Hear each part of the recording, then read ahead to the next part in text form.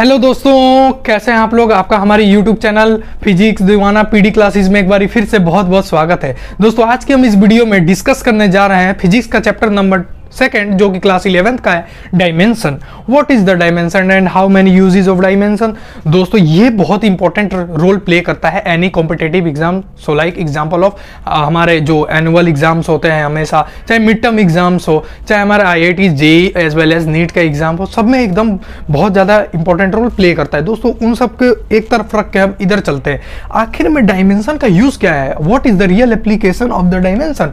आखिर में जो डायमेंशन हम पढ़ते हैं उसका रियल एप्लीकेशन क्या है। जब भी हम कुछ बिल्डिंग को तैयार करते हैं उससे पहले उसकी नींव देनी पड़ती है। नींव का मतलब उसका फाउंडेशन तैयार करना पड़ता है। अगर फाउंडेशन सही नहीं होगा तो उसकी बिल्डिंग कहां से टिक पाएगी। तो इसीलिए हम क्या करते हैं कि उस फाउंडेशन की तरफ चलते हैं कि आखिर में इसके यूज क्या है, हाउ। दोस्तों हम पहली बात फिजिक्स पढ़ रहे हैं जो कि क्लास 11th का चैप्टर नंबर 2 है। फिजिक्स चैप्टर नंबर 2 का नाम है हमारा जो है डायमेंशन। ये बहुत ही इंपॉर्टेंट चैप्टर है जो कि इसका पहले हम रियल एप्लीकेशन देखते हैं। रियल एप्लीकेशन, तो इसका रियल एप्लीकेशन है क्या आखिर में, आज तक हमें समझ में नहीं आया।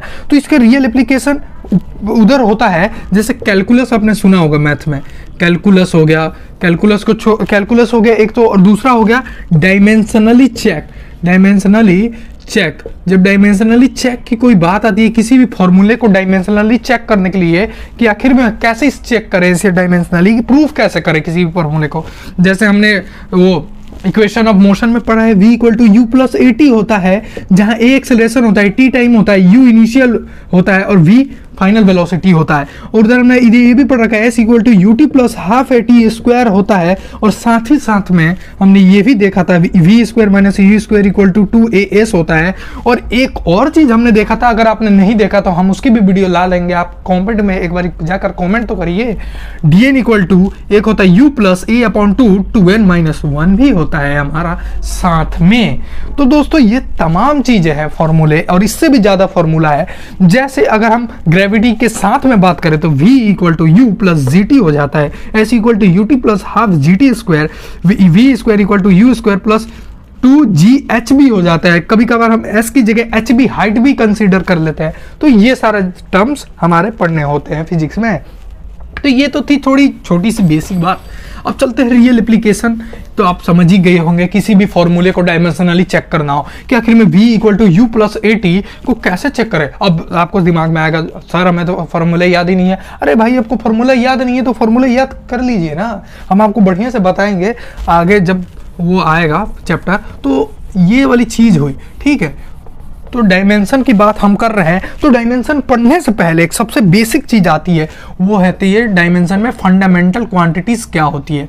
फंडामेंटल क्वांटिटीज, फंडामेंटल क्वांटिटी मतलब बेस क्वांटिटी जिसे कहते हैं। जैसे मैंने फाउंडेशन फंडामेंटल की बात की, जैसे fundamental unit of life biology में सेल होता है, वैसे फंडामेंटल यूनिट जो कि fundamental unit of consider as dimension क्या होता है। इधर 7 फंडामेंटल क्वांटिटीज होती है, उसके बारे में मैं आपको बता रहा हूं।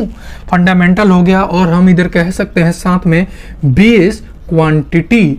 ओके, तो वीडियो को जल्दी से जल्दी आप लोग लाइक कर दीजिए, शेयर कर दीजिए, सब्सक्राइब कर दीजिए अपने दोस्तों में, ठीक है। ये क्या कौन सी क्वांटिटी होती है, these are the quantities which cannot be represented in the term of the other physical quantity, which cannot be represented in the term of other physical quantity। Okay दोस्तों, ये कौन सी क्वांटिटी होती है जो कि किसी और के फिजिकल टर्म में ये इंडिपेंडेंट नहीं होती, क्योंकि सबसे बेस आप जैसे पढ़े fundamental unit of life cell, वैसे ये भी होता है। These are the physical quantity which can not be represented in the term of the other physical quantity. Okay, अब तो कहेंगे आप तो इतनी जल्दी बोल दिए, अब हमें कैसे याद होगा। अरे कुछ नहीं याद करना, इतना लंबा डेफिनेशन अगर दिक्कत हो रही है तो ये याद कर लो ना। मतलब ये एक ऐसी क्वांटिटी होती है जो कि किसी और के, अगर जैसे मैं इसी का एक एग्जाम्पल देता हूँ, अगर टेम्परेचर है, देखो छोड़ो रियल प्रैक्टिकल लाइफ एग्जांपल देते हैं। जैसे हम देखा कि आपका नाम अमन है, अब जो देख रहे हैं आप सामने ही बैठा हो ना भाई, हाँ ठीक है, ये अमन है, अमन है आपका रियल घर, हर जगह अमन ही अमन नाम चलता है। तो आप अगर बाहर जाएंगे किसी दोस्त से पूछोगे, आप वो अगर आपका दोस्त है तो वो कहेगा भाई तेरा नाम तो अमन ही है, दूसरे से पूछोगे तेरा नाम अमन ही है बस। लेकिन कंसीडर एक चीज है कि आपका नाम अमन ही चलता हो, ये नहीं कि घर पे कुछ और नाम बाहर कुछ और नाम, ये वाला चीज नहीं होना चाहिए। वैसे ही दोस्तों ये वाली क्वांटिटीज होती हैं कि इनका एक फिक्स्ड होता है, फिक्स्ड वैल्यू, फिक्स्ड नाम होता है, यही वाली चीज होती है। तो अब मैं इधर लिख देता हूं देयर आर 7 फंडामेंटल क्वांटिटीज, ये फंडामेंटल मैंने लिख दिया और क्वांटिटी को शॉर्ट फॉर्म में यूं लिख देता हूं, ठीक है। पहला कौन होता है, पहला देखते हैं सर, मास। मास का मतलब क्या होता है, जैसे ये मेरे पास मार्कर है, इस मार्कर में कितने एटम भर रखे हैं, उनका जो वेट होता है वही मास बन जाता है। सबसे इजी कॉन्सेप्ट, ठीक है। मास, लेंथ, लेंथ, ठीक है, लेंथ हो गया। तीसरा हो गया टाइम, टाइम को टी से रिप्रेजेंटेड करते हैं। ओके दोस्तों, ये वाली जो चीज है मास, लेंथ, टाइम, और क्या होगा सोचो, लुमिनियस इंटेंसिटी, ठीक है। और क्या होगा बताओ बताओ, अगर आपको याद है, अगर आपने पढ़ रखा है तो बताइए कि आगे क्या होगा, बताइए बताइए। हाँ, आगे होगा एक टेम्परेचर, सही पकड़ा। चौथा है टेम्परेचर, जिसे हम केल्विन में क्या कहते हैं, मेजर करते हैं। आप कहेंगे नहीं केल्विन में नहीं, टी में होगा, टी में भी होगा, लेकिन आप समझे इसकी एब्सोल्यूट यूनिट। जब भी हम इसकी एब्सोल्यूट यूनिट की बात करते हैं तो केल्विन पे जाते हैं हम। इधर मैं ब्रैकेट में लिख देता हूं केल्विन, और पांचवा का है हम लिख देते हैं इधर इलेक्ट्रिक करंट।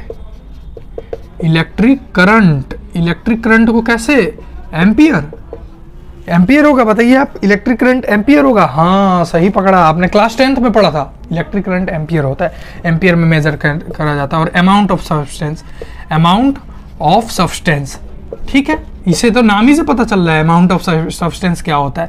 इसको हम मेजर करते हैं मोल में, अमाउंट ऑफ सब्सटेंस को हम मेजर करते हैं मोल में।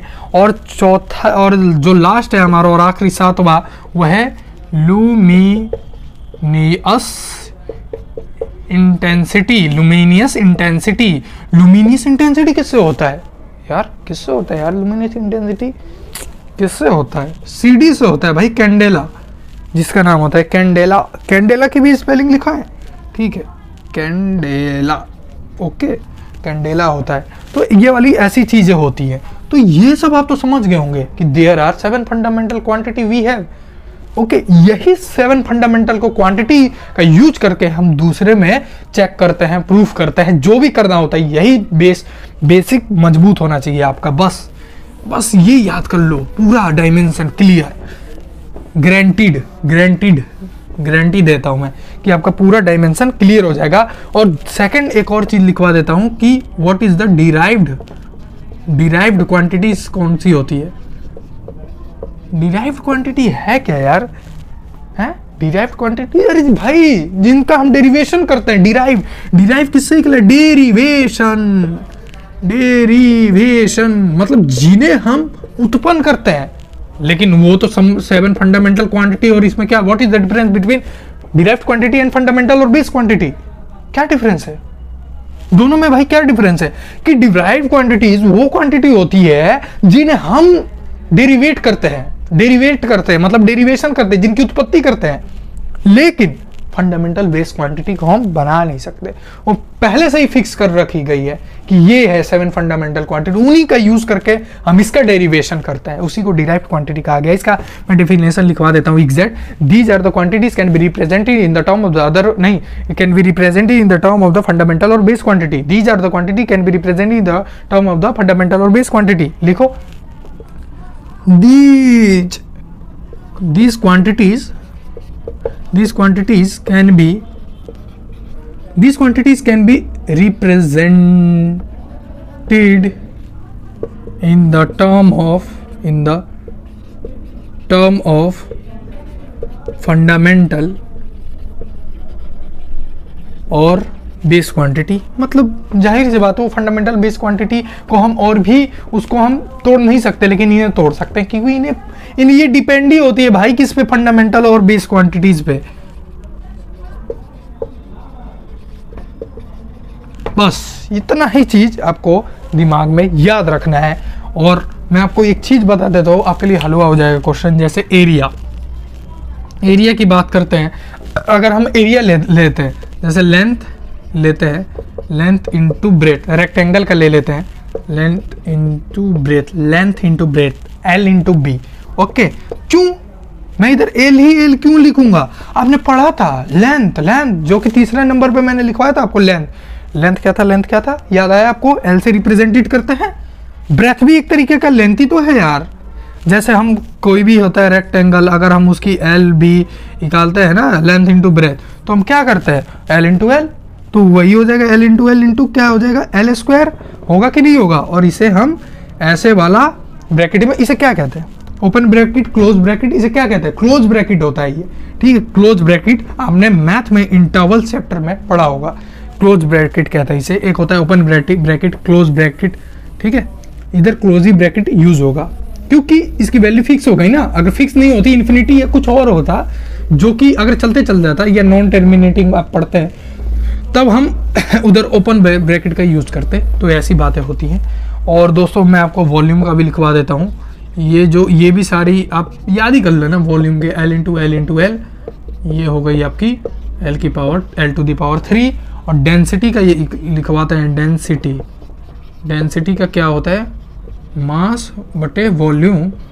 ठीक है, मास बटे वॉल्यूम। मास का आपने क्या पढ़ा था, मास मास मास आपने सेकंड नंबर पे या फर्स्ट नंबर पढ़ा होगा, उसमें m, वॉल्यूम का L3, तो इसका हो गया ml-3। ठीक है, ये हो गया डायमेंशन। अब आप कहेंगे कि भाई यार डायमेंशन ml3, तो इधर t भी तो था यार। कोई भी डायमेंशन होता है ना, उसे 3 तरीके से रिप्रेजेंट करते हैं, mlt। ठीक है, लेकिन इसमें तो आप कहेंगे कि t है ही नहीं, m के ऊपर कुछ नहीं है तो हम 1 लिख देते हैं, लेकिन t के ऊपर कुछ नहीं है तो क्या लिखे? तो लो भाई, हम इसे स्टैंडर्ड फॉर्म में भी रिप्रेजेंटेड कर देते हैं। तो उसका ml-3 t की पावर 0 लो। अब ठीक है, और ये वाला m की पावर 0 l की पावर 3 t की पावर 0। अब ठीक है, ऐसे भी कर सकते हो आप रिप्रेजेंट इसे। तो ये वाली चीजें हुई इतनी। ओके, अब हम बात करते हैं थोड़ा फॉर्मूला। अब कोई कहेगा कि जब हमने मास बटे वॉल्यूम लिखा था तो ml की पावर -3 हो गई थी, ये -3 क्यों आ गया, -3 क्यों आ गया, उसकी भी हम बात कर लेते हैं। क्योंकि दोस्तों -3 आया कहाँ से? आपने जाहिर सी बात है 9th या 10th में एक चैप्टर आता है, उसका नाम है एक्सपोनेंट एंड पावर, आपने जरूर पढ़ा होगा। वही इधर यूज हुआ, एक्सपोनेंट एंड पावर। हम देखते हैं कि क्यों आया। और जाहिर सी बात एक आपको और बता देता हूं, जो कि आप याद रखना, और कोई भी आपसे पूछे तो उसे यही आंसर देना कि दोस्तों जो भी होता है ना, अब जो डायमेंशन का एक मैं डेफिनेशन भी लिखवाऊंगा कि डायमेंशन का डेफिनेशन एग्जैक्ट होता क्या। पहले हम बेस चीज की बात कर रहे हैं, उसके बाद डायमेंशन पे आ जाएंगे, क्या दिक्कत है दोस्तों। डायमेंशन बताऊं क्या होता है, पावर होता है हकीकत में। Dimension is the power, note कर लेना है जो मैं बोल रहा हूं, डायमेंशन इज ऑल्सो पावर। जो डायमेंशन वो पावर ही है और कुछ नहीं है, बस ये याद कर लेना। नहीं तो इनकी वैल्यू है, लेकिन सबसे ज़्यादा वैल्यू पावर्स की होती है, ये बात याद करना। और मैं आपको एक जनरलाइज फार्मूला लिखवा देता हूँ। a की पावर अगर x हो तो हम क्या लिखते हैं, 1/ax हो तो हम, अब तो आप 11th में गए होंगे तो आपने शायद से कॉम्प्लेक्स नंबर भी कंप्लीट कर लिया होगा। कॉम्प्लेक्स नंबर में एक ऐसी क्वेश्चन आते हैं, जैसे अगर माइनस आयोटा है तो हम इसे माइनस आयोटा ही छोड़ देंगे। नहीं, माइनस आयोटा कहाँ से छोड़ सकते हैं भाई? ये जैसे माइनस आयोटा होते हैं, 1/आयोटा नहीं कर सकते, लेकिन डिनोमिनेटर में तो आयोटा रहता ही नहीं है। तो हम लो भाई, दोनों तरफ iota iota multiply, iota iota square, बस। अभी आयोटा स्क्वायर की वैल्यू डाल दो, क्या होती है आयोटा स्क्वायर की वैल्यू? -1 है, ये क्या होती है आप खुद ही मुझे बताओ, आयोटा स्क्वायर की वैल्यू।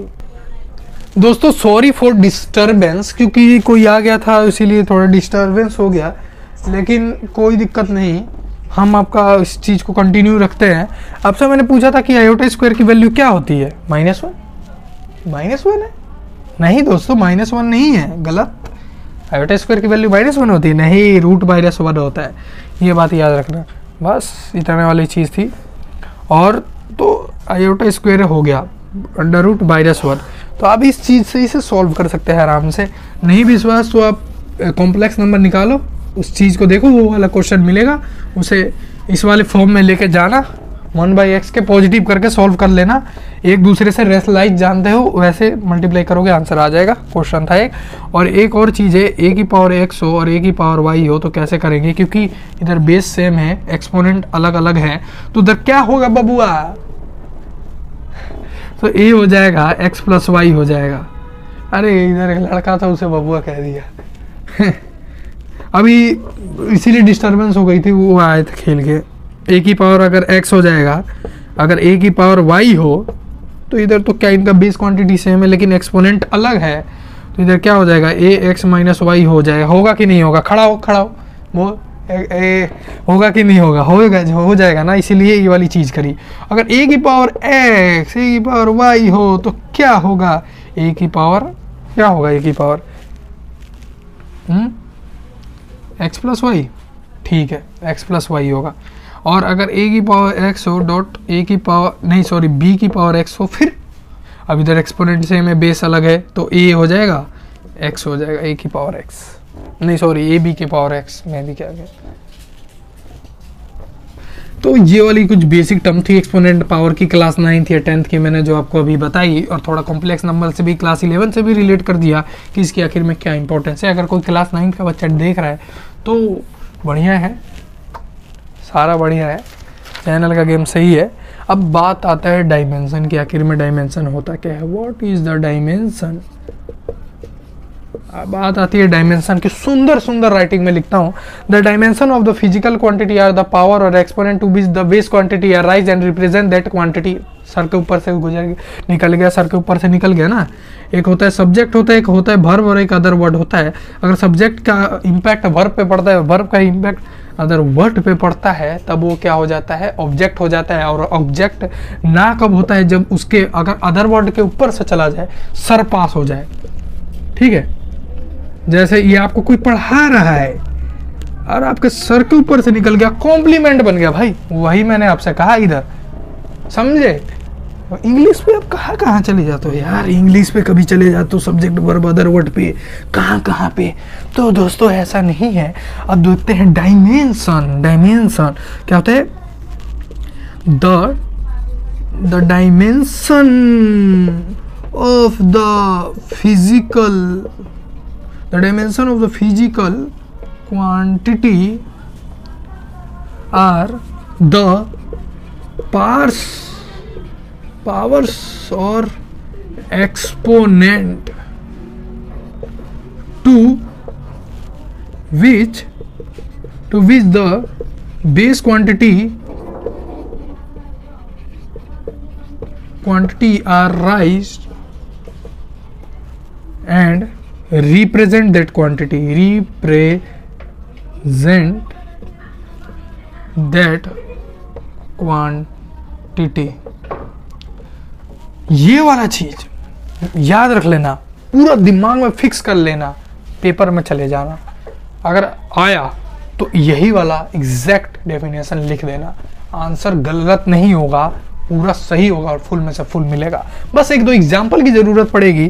तो हम जैसे स्पीड लिख दिया हमने, स्पीड इक्वल टू क्या होता है, डिस्टेंस बाई टाइम होता है, इसका LT माइनस 1 होता है। मैं तो अभी बोल रहा हूँ क्योंकि ये प्रैक्टिस हो चुकी है, डिस्टेंस बाई टाइम होता है, और speed equal to L/T LT minus 1। अरे दोस्तों आप एक चीज़ है, सपोर्ट कीजिए, आपके लिए धुआंधार वीडियो लाऊंगा, एकदम तहलका मचा देंगे, तहलका। दोनों जाने मिलकर एकदम क्या करेंगे, अगर आप और हम लोग अगर मिल जाए, अगर सपोर्ट करें आप लोग, तो हम ये क्या डायमेंशन क्या है, डायमेंशन जैसी लाखों चैप्टर भी आ जाएगा ना, तो उसे भी देख लेंगे। जैसे फॉर एग्जांपल रोटेशन से सुनकर ही बहुत ज़्यादा लोग इधर से अभी चले गए होंगे या फिर थोड़ा घबरा गए होंगे, क्योंकि डायमेंशन है नहीं, सॉरी रोटेशनल है ही। रोटेशनल मोशन क्या होता है, ट्रांसलेशनल मोशन क्या होता है, कर्विलिनियर मोशन क्या होता है, प्लेनर मोशन क्या होता है, मोशन इन प्लेन क्या होता है, चाहे हम बात करते हैं v equal to r omega क्या होता है, थीटा अगर हम रिप्रेजेंट कर ले एंगुलर मोमेंटम के टर्म में थीटा क्या होता है, हम उसकी बात को छोड़ो भाई, अल्फा की रिप्रेजेंट कर दे, एंगुलर एक्सेलरेशन की रिप्रेजेंट कर दे, चाहे भी हम ओमेगा नोट की जो कि है u v लीनियर में, अलग अलग चीज़ें यार, ये क्या यार, कहानियाँ अलग अलग हैं, अपनी अपनी कहानी है, सब किसी की अपनी अपनी, रोटेशनल की अपनी कहानी है, डायमेंशन की अपनी कहानी है, लेकिन बेस तो यार फिजिकल वर्ल्ड से ही शुरू होता है।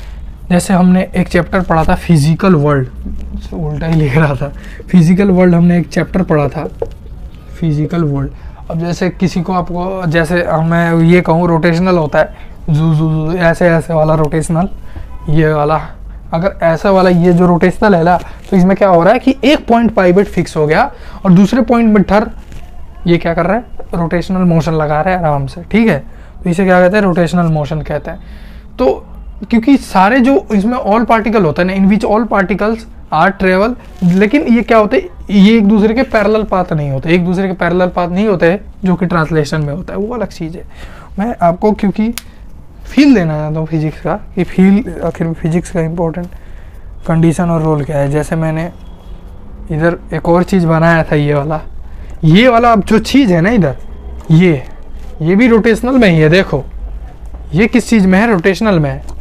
ये देखो रोटेशनल में, rotational in which all particles are travelled not parallel to itself, ठीक है। The line drawn between two internal particle does not parallel to itself, it is called rotational. लो भाई, मेरा नियोडाइमियम मैग्नेट, नियोडाइमियम एक उड़ गया, पता नहीं कहाँ गया अभी घुमाते घुमाते। ये देखो सीडी मैंने लगा रखा है, नीचे एक 12 वोल्ट का मोटर सेट है। ऐसे मैं फ्री एनर्जी का सोर्स बना रहा था, लेकिन क्या ही किया जाए, पॉसिबल अभी नहीं हो पाया। लेकिन दोस्तों अभी आपका ये बहुत लंबा चैप्टर है, और अगर मैं पूरी वीडियो अगर 1-2 घंटे की अभी पढ़ा दूंगा तो नेट ख़त्म हो जाएगा, जाहिर सी बात है। थोड़ा नेट बचाना रहता है, हमें भी थोड़ा बहुत पढ़ना होता है। इसीलिए दोस्तों आप अगर वीडियो आज की अच्छी लगी हो तो दबा कर एकदम लाइक कर दीजिए, ठीक है। और रोटेशनल जैसे इसमें घूम रहा था, आप भी एकदम कमेंट में बौछार लगा दीजिए लाइक्स की, ओके। तो I hope you like this video, so please like subscribe share, क्योंकि फॉर्मेलिटी तो पूरा करेंगे ना, फॉर्मेलिटी होती है भाई लास्ट में लाइक सब्सक्राइब शेयर, इसीलिए थैंक यू फॉर वॉचिंग, धन्यवाद।